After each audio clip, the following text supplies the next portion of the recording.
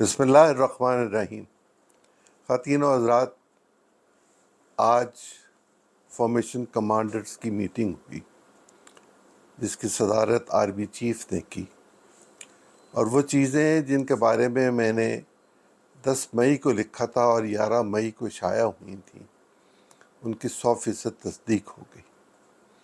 میں نے یہ گزارش کی تھی آپ حضرات سے اپنی تحریر کے ذریعے بھی اور اپنی آواز کے ذریعے بھی کہ یہ پاکستان کے خلاف ایک سازش ہے،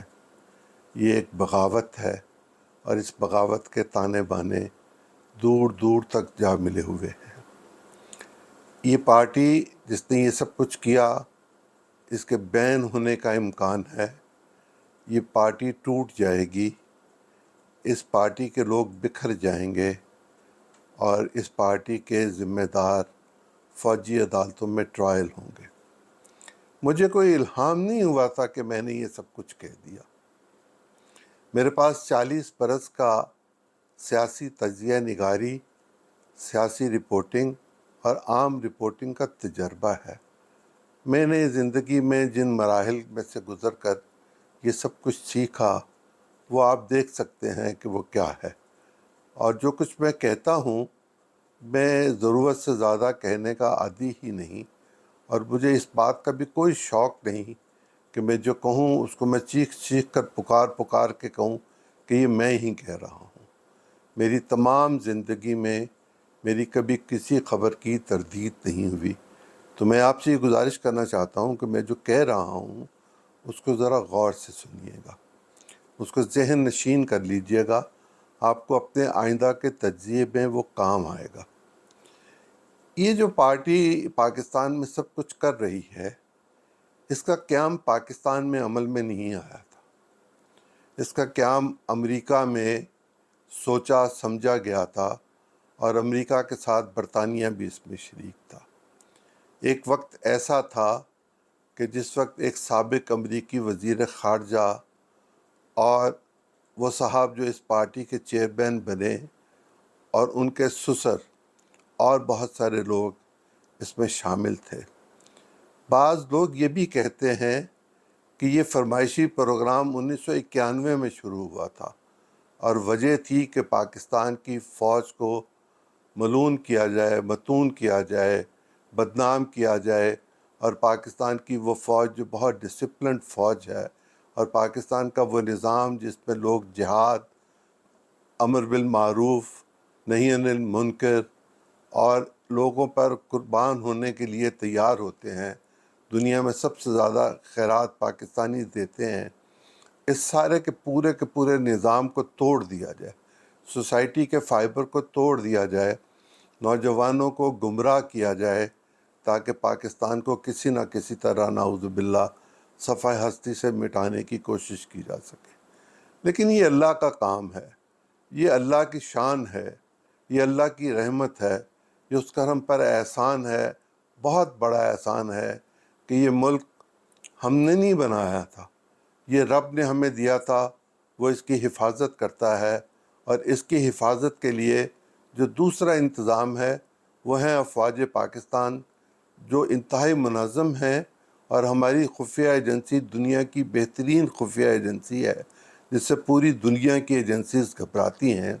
اگر ہم اس کو چکر دینے کی کوشش کریں، اگر ہم اس کو بدنام کرنے کی کوشش کریں، اگر ہم ان کی تنصیبات کو نقصان پہنچانے کی کوشش کریں، اگر ہم ان کو گالی نکالیں، اگر ہم ان کو غدار کہیں،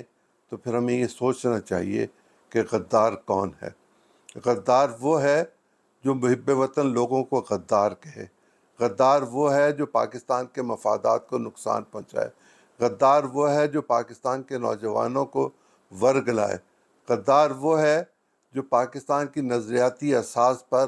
ایسا ہتھیار استعمال کرے کہ جس سے سنبھلنے کے امکانات کم ہو جائیں۔ پوری دنیا کو تکلیف ہے کہ پاکستان ایک نیوکلیئر طاقت ہے، اور پوری دنیا اس وجہ سے پاکستان کو غربت کے حال میں رکھنا چاہتی ہے۔ پوری دنیا ہم پر پابندیاں لگانا چاہتی ہے۔ بھارت ہمارا دشمن ہے، اور ہم بھارت اور امریکہ کے ساتھ مل کر اگر کوئی سازش کریں تو اس کو حب الوطنی نہیں، اس کو صرف غداری کہا جا سکتا ہے۔ آج جو بات آئی سامنے، اس کی روشنی میں یہ بات منظر عام پر آ چکی ہے اب تو کہ فوجی عدالتوں نے کام شروع کر دیا ہے، تفتیش کے مراحل پورے ہو چکے ہیں، شواہد اکٹھے ہو چکے ہوئے ہیں اور مجرمان کی نشاندہی ہو چکی ہوئی ہے۔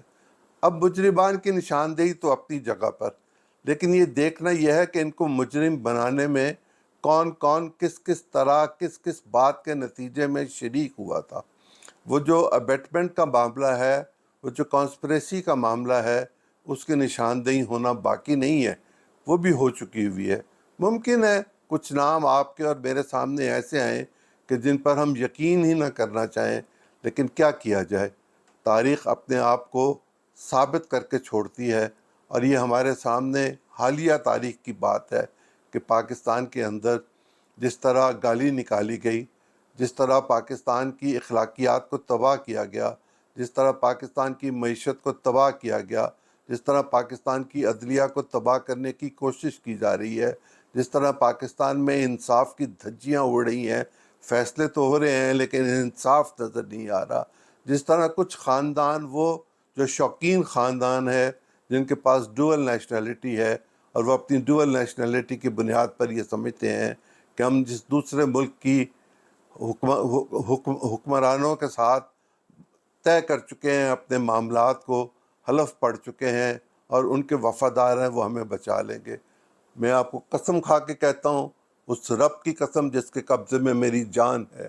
پاکستان کے ساتھ زیادتی کرنے والا، غداری کرنے والا دنیا کے کسی خطے میں محفوظ نہیں ہوگا، کسی خطے میں محفوظ نہیں ہوگا۔ لوگ اس کی بوٹیاں نوچ لیں گے اور پاکستان کی ریاست بھی اس کا پیچھا کرے گی۔ انسان کے ساتھ تو لڑا جا سکتا ہے، حکومت کے ساتھ اختلاف کیا جا سکتا ہے، لیکن ریاست کے ساتھ لڑنے والوں کے لیے پھر دنیا کی تاریخ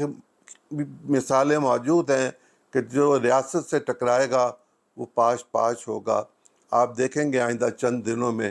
2-4 ہفتے کی بات باقی بچ گئی ہے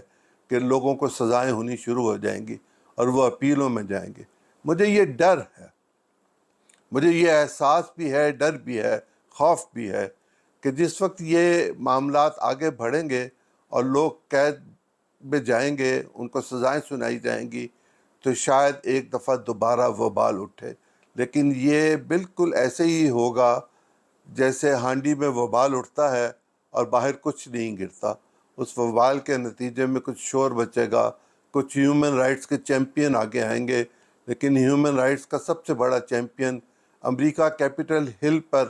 حملہ کرنے والوں کو جس طرح سزائیں سنا چکا ہوا ہے، ہمارے لیے یہ بڑا مناسب وقت ہے کہ ہم لوگوں سے یہ کہیں کہ اگر امریکی کانگریس پر حملہ آور ہونے والوں کو سزائیں سنائی جا سکتی ہیں، تو پاکستان کے اندر پاکستان کی فوج کو اور پاکستان کی ریاست کو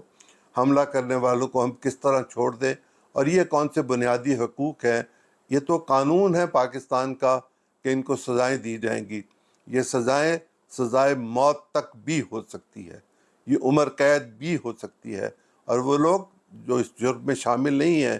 ان کو یقیناً چھوڑ دیا جائے گا، انہیں کچھ نہیں کہا جائے گا۔ یہ جو پولیٹیکل بات کی جاتی ہے کہ جی لکھ کر دے کر آ گئے ہیں، لکھ کر دے کر آنے کا مطلب یہ نہیں کہ مقدمات ختم ہو گئے ہیں۔ اگر تفتیش میں وہ ثابت ہو گئے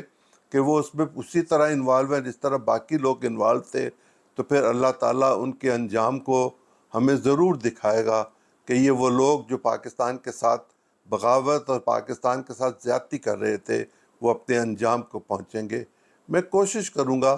وقتاً فوقتاً آپ کے ساتھ مختصر لیکن ریگولرلی آپ کے ساتھ گفتگو کروں اور آپ کو وہ حقائق بتاؤں۔ مجھے نمک مرچ لگانے کی کوئی ضرورت نہیں ہے، مجھے جھوٹ بولنے کی کوئی ضرورت نہیں ہے، مجھے ایکسپلائٹ کرنے کی کوئی ضرورت نہیں ہے۔ میں اس سفید داڑھی کے ساتھ یہ سب کچھ کرتا ہوا اچھا نہیں لگتا، اور مجھے کوئی نئی دکان نہیں سے جانی۔ وہ لوگ جو میری جوانی کی تحریروں سے جانتے ہیں، جو میری پولیٹیکل لائف کو جانتے ہیں، جو میری ایکٹیویٹیز کو جانتے ہیں، آپ ان سے پوچھ لیجئے گا، خود لوگ گواہی دیں گے کہ میں جو کہہ رہا ہوں الحمدللہ وہ بالکل ٹھیک ہے، اور وقت ثابت کرے گا